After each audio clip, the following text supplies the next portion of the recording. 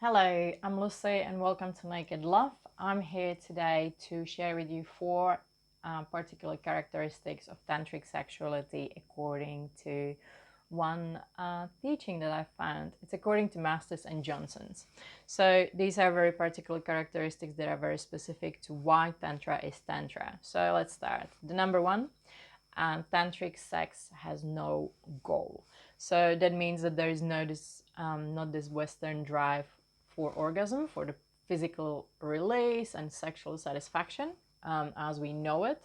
Tantric sexuality is far more broad and about the excitement and arousal itself and about being in the present here and now, which then creates a whole different experience. It can look the same, it's not the same.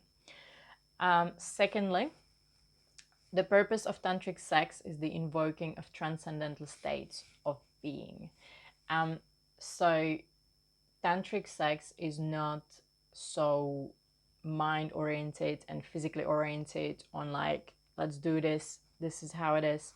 It's far more about leaning into the places where you transcend your physical body and you become something greater. And then reaching these states is like high trance-like states, high meditative states that you can actually come into.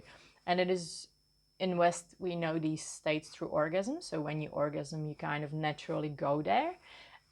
Because it's so much energy that our mind kind of switches off, and that's when it happens in a Western culture. But in tantric sexuality, you actually learn how to do it even within the initial stages, within the arousal stage, within through breath work, through eye contact, how to reach those stages, to be there at all times if you like.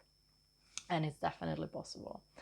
Number three, for tantric sex, there has to be an absolute and unconditional equality between partners.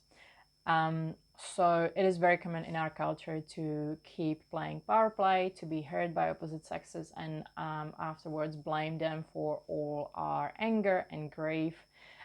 It is very common to not see each other as equal and with respect, but rather finding the places of tolerance so we survive together.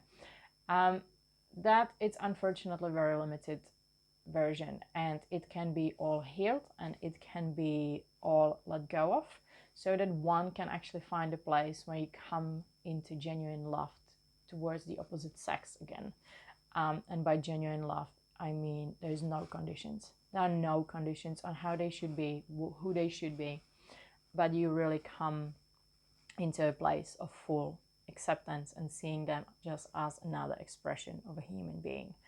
And that changes the game profoundly, because when you are equal, the connection that you create is very, very, very different than when you see the differences only, and with emotions often.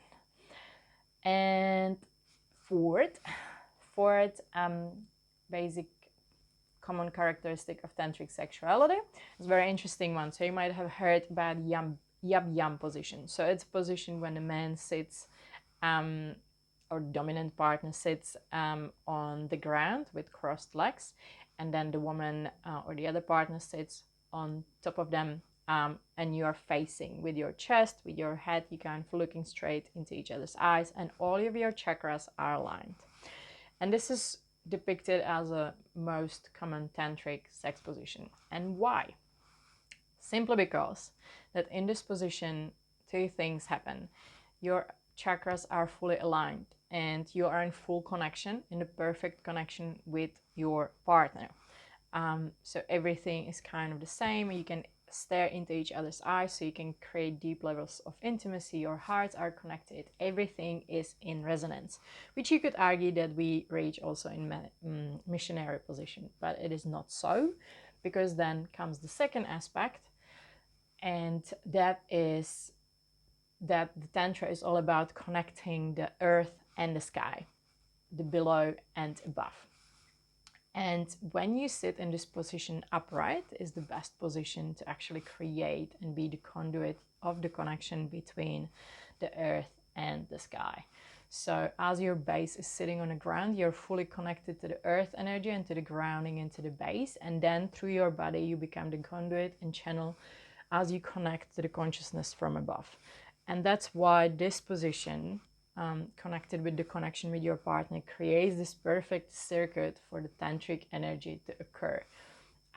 This practice is can be done, you know, with penetration or without, and it is incredible, like what actually energetically you can create, even without the penetration, which is almost like unthinkable to people, but it is actually just a practice of connection with another human being without walls and without inhibitions.